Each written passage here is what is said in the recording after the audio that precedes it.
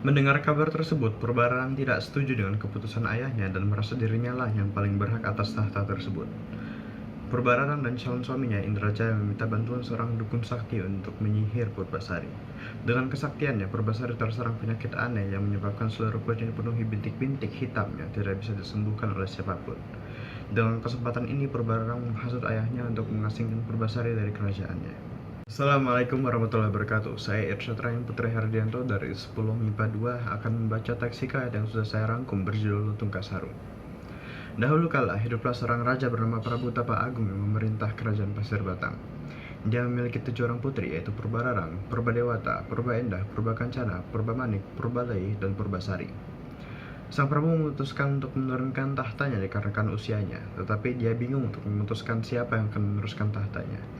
Menurut hukum adat, tahta seharusnya diturunkan ke Purbararang sebagai anak tertua, tapi sifatnya yang buruk membuat sang Prabu ragu-ragu.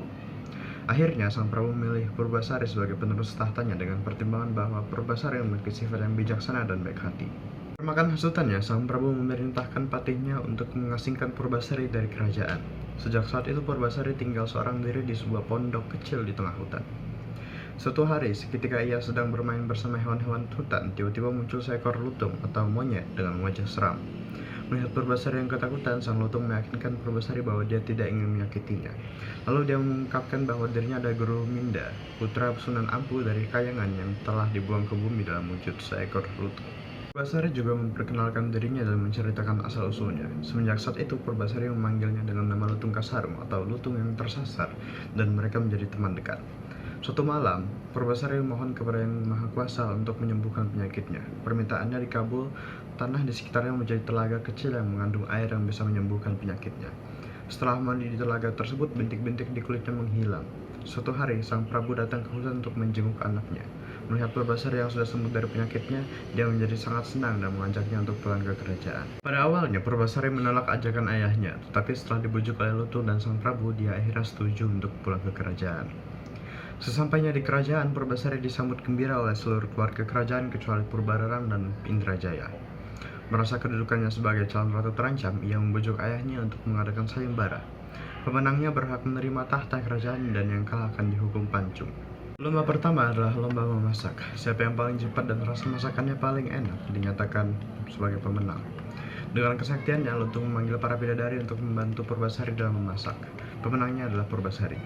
Lomba kedua adalah adu panjang rambut.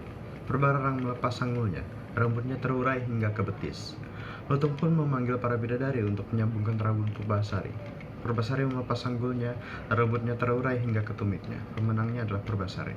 Lomba terakhir adalah adu ketampanan calon suami. Tanpa ragu, Purbararang menunjukkan calon suaminya Indrajaya yang tampan dan gagah. Tentunya para penonton mengakui ketampanannya. Purbasari menunjukkan Lutung Kasarung sebagai calon suaminya.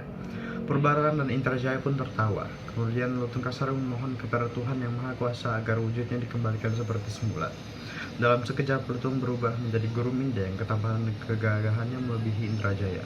Pemenangnya adalah Purbasari.